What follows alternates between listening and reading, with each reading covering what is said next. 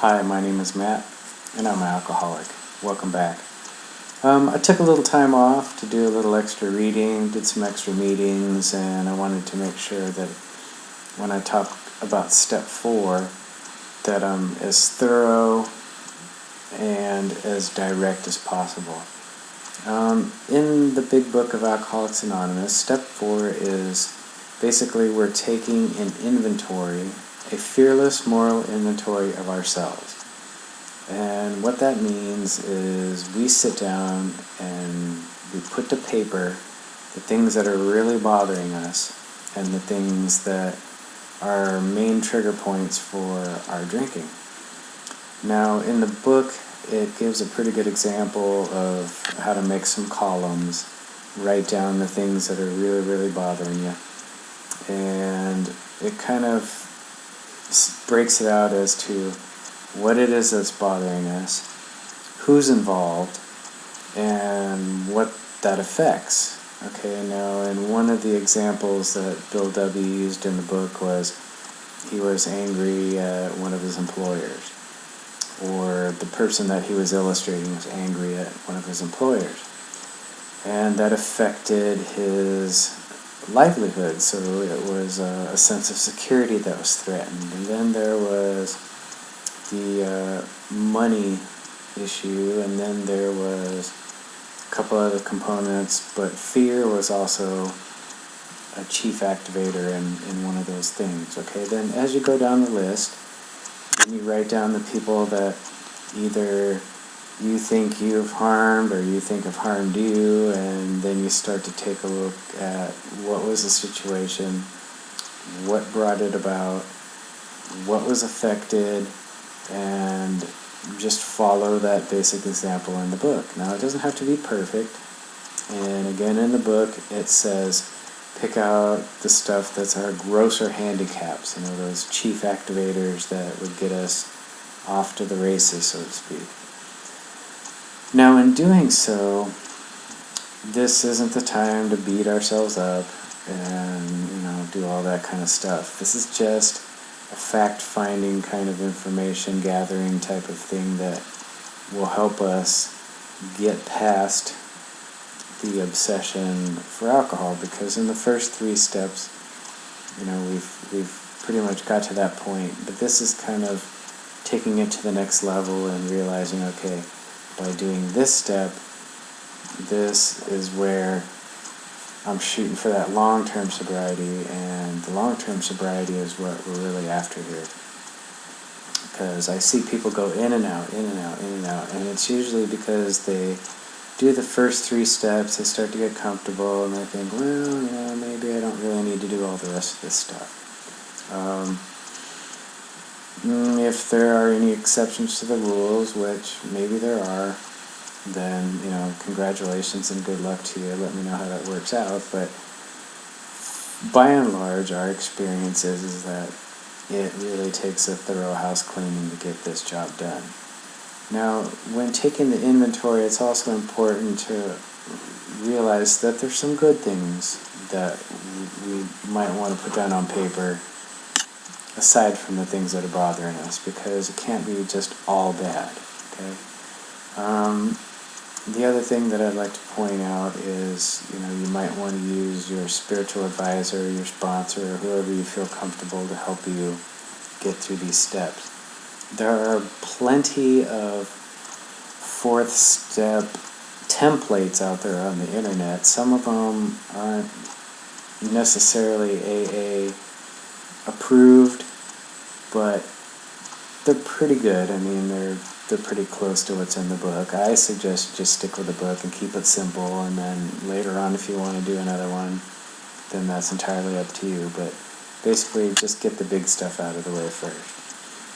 Put it all on paper, and then give it a few days, go back, and then see if you missed anything. Be thorough as much as possible, because in my case, there was a lot of stuff that I couldn't remember because there was a lot of blackout drinking, and there were things that I just could not recollect at the time.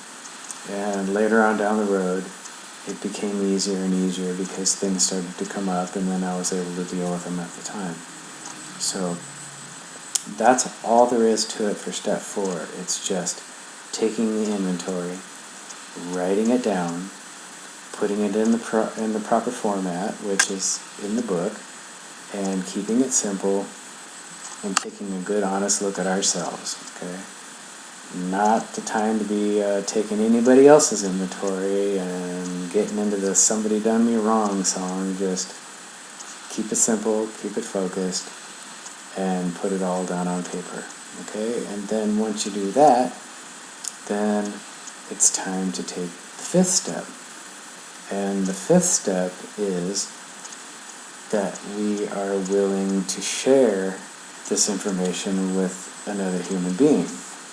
Now, some people out there can probably relate to me and realize that there are some things that I would have liked to take to the grave. I mean, there are some things that I did in my drinking that I thought were way too embarrassing, way too crazy, and even questionably legal. And I'm sure there's plenty of other people out there that have experienced the same things. So, the step 5 portion is that we admit to ourselves and to another human being the exact nature of our wrongs.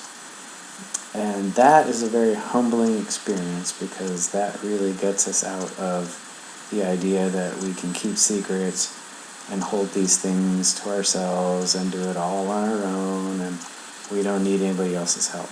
Okay, I can't explain why it works. It's just one of the steps, and it just needs to be done. Okay, so getting a very, very good, solid 4-step ready, and then when we get that list ready, then it's time to take it to somebody who's going to be understanding and do the 5th step, which is admit it. And oftentimes we can, again, use our sponsors. We can get a friend. We can get some other AA member, a member of the clergy. I mean, there's plenty of options out there, but just be careful about who you pick. I do not recommend family members, because there are going to be some things in your 4th step that you might not want to share with your family members. And if they're not ready to hear it, and they're not capable of processing it correctly, it could be a bad situation for everybody. And I've run across people who are so frightened about this step that they're worried about, getting themselves into trouble. I had one guy that I was working with, and he was so terrified of his 5th step that I said, okay, tell you what, the best thing that I can offer you is go on vacation, take your stuff with you, and then go to a church and find some clergyman who is willing to listen to your 5th step, because you can leave, go to another city, sit down with this person, and get it off your chest. And then when you're done with your vacation, get back on the plane and go home, because the chances of you ever seeing this person again are probably next to nil. So there are those options if you're really, really concerned about what you're doing. And if you think it's questionably illegal, then go talk to an attorney and have attorney-client privilege, because they are bound to keep your secret legally. Okay, so whatever it is, find somebody. So let's do a quick recap. Step 4, make the inventory. Put it on paper, get it out there, do it in the format that's in the book to the best of your ability, and then find a trusting soul that you can go sit down and admit the exact nature of your wrongs. And that's it. That's as simple as it is. And once you do that, more often than not, I did, and many other people felt a sense of relief.